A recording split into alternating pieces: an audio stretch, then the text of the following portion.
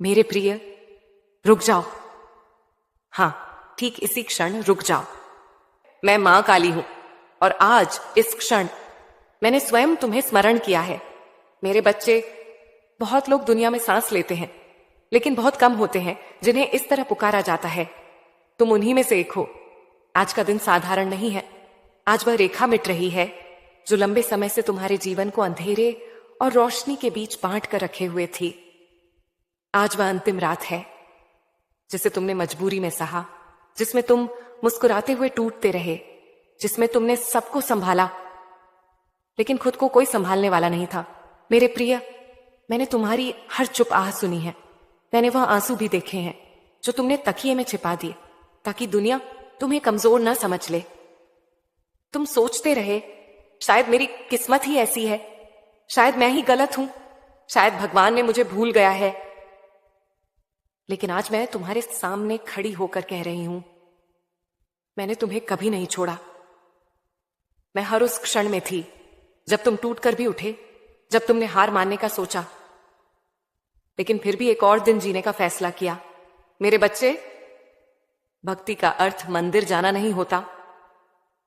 भक्ति वह होती है जब इंसान दर्द में भी किसी को धोखा नहीं देता, जब खाली जेब में भी किसी का हक नहीं मारता, जब टूटे दिल के साथ भी बुरा नहीं बनता। और तुमने यह सब किया है, इसीलिए आज स्वर्ग के द्वार तुम्हारे लिए खुले हैं। ब्रह्मांड तुम्हारे शब्द नहीं, तुम्हारी थकी हुई आत्मा सुन रहा है।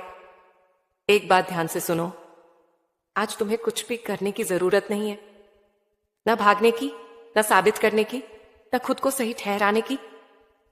बस स्वीकार करने की। कब? गहरी सांस लो, आंखें बंद करो और महसूस करो कि तुम्हारे सीने में जो भारीपन था वह धीरे धीरे पिघल रहा है। यह मेरी उपस्थिति है। आज मैं तुम्हारी जिंदगी से वह सब हटाने आई हूं जो तुम्हें अंदर सिखा रहा था। वह डर, वह खालीपन, वह असुरक्षा, वह लगातार चिंता। आज से तुम्हारे जीवन का पहिया उलटी दिशा में नहीं चलेगा। आज से संयोग तुम्हारे पक्ष में होंगे। लोग अचानक मददगार बनेंगे, रास्ते अपने आप खुलेंगे, क्योंकि जब मां काली किसी को चुनती है तो वह उसे तोड़ने के लिए नहीं, राजा बनाने के लिए चुनती है। मेरे प्रिय, यह तो बस शुरुआत है। जो आने वाला है वह इतना बड़ा होगा कि तुम पीछे मुड़कर देखोगे और खुद से कहोगे, अच्छा हुआ मैंने उस दिन हार नहीं मानी। मेरे बच्चे, डरो मत। यह संकेत है कि तुम दरवाजे के बिल्कुल सामने खड़े हो। याद रखना, डर कभी पीछे नहीं आता, वह हमेशा दहलीज पर खड़ा मिलता है। तुम्हें ऐसा लगेगा कि मन दो हिस्सों में बांट गया है। एक हिस्सा कहेगा, चलो आगे बढ़ते हैं। दूसरा कहेगा, यहीं सुरक्षित है, मत जाओ। लेकिन सुनो, सुरक्षा और भाग्य एक ही रास्ते पर नहीं चलते। अगर तुम आज थोड़ा सा भी अपने डर से आगे रखोगे अपने विश्वास को, तो मैं वचन देती हूं, तुम्हें गिरने नहीं दूंगी। मेरे बच्चे, तुम्हारे जीवन में अब तक जो भी टूटा वह इसलिए टूटा क्योंकि वह तुम्हें अगले स्तर पर नहीं ले जा सकता था। कभी रिश्ता टूटा, कभी भरोसा, कभी योजना, कभी सपना, लेकिन तुम नहीं टूटे।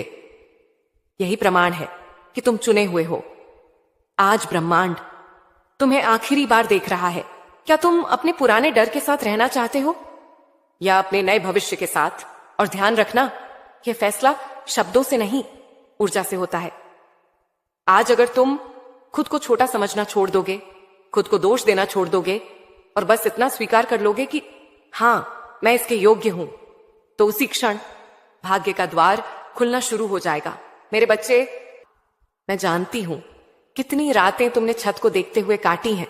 मैं जानती हूं कितनी बार तुमने खुद से कहा, बस अब नहीं, लेकिन हर बार किसी न किसी तरह तुम अगले दिन तक पहुंच गए। क्या तुम जानते हो क्यों? क्योंकि मैंने तुम्हें थाम रखा था, तभी जब तुम खुद को छोड़ चुके थे। आज मैं तुम्हें भी एक रहस्य बताती हूं। जब किसी इंसान के जीवन में सब कुछ टूटने लगता है, जब उसे लगता है कि अब कुछ भी नहीं बचा, तब असल में पुरानी जिंदगी खत्म हो रही होती है और तुम ठीक उसी मोड़ पर खड़े हो। मेरे बच्चे, तुम्हें इसलिए ज्यादा सहना पड़ा क्योंकि तुम में ज्यादा सहने की शक्ति थी। तुम्हें इसलिए देर से मिला क्योंकि जो तुम्हारे लिए लिखा है वह जल्दी मिलने वाला नहीं था। मैंने तुम्हें खाली हाथ इसलिए रखा ताकि तुम समझ सको कि हाथ में नहीं, आत्मा में क्या होना चाहिए। मेरे प्रिय बच्चे, अब जब तुम यहां तक रुके हो तो समझ लो तुम्हारी आत्मा तैयार है सच सुनने के लिए। बहुत लोग मुझसे पूछते हैं, मां मैंने ही क्यों इतना सहा, मेरे साथ ही बार बार ऐसा क्यों हुआ, जब मैं किसी का बुरा नहीं करता तो दर्द मेरे हिस्से क्यों आया।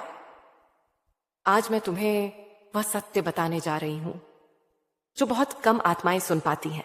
ध्यान से सुनो। तुम्हारा संघर्ष सामान्य नहीं था क्योंकि तुम सामान्य आत्मा नहीं हो। इस संसार में दो तरह के लोग होते हैं, एक जिन्हें जीवन बस जीना होता है, दूसरे जिन्हें जीवन बदलने के लिए भेजा जाता है। और तुम दूसरी श्रेणी में आते हो। इसीलिए तुम्हारे हिस्से में जल्दी जिम्मेदारियां आईं, जल्दी टूटन आई, जल्दी अकेलापन आया। तुम्हें वह उम्र में समझदारी दी गई जहां बाकी लोग लापरवाह थे। तुम्हें वह दर्द दिया गया जो किसी और को तोड़ देता, लेकिन तुम नहीं टूटे।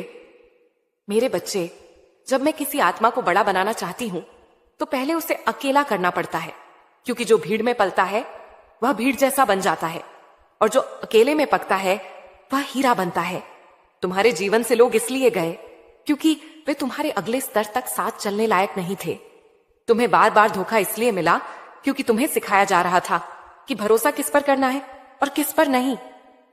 तुमने सोचा शायद मेरी किस्मत ही खराब है।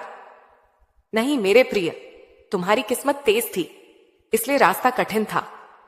मेरे प्रिय, याद रखना, जब मैं किसी को आगे बढ़ाती हूं तो पहले उसके आसपास की चीजें हिलती हैं।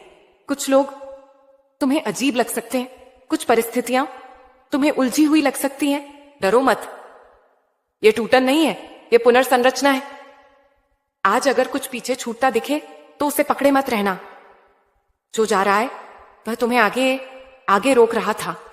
तुम्हें अब खुद को छोटा साबित नहीं करना है। तुम्हें अब किसी की अनुमति नहीं लेनी है।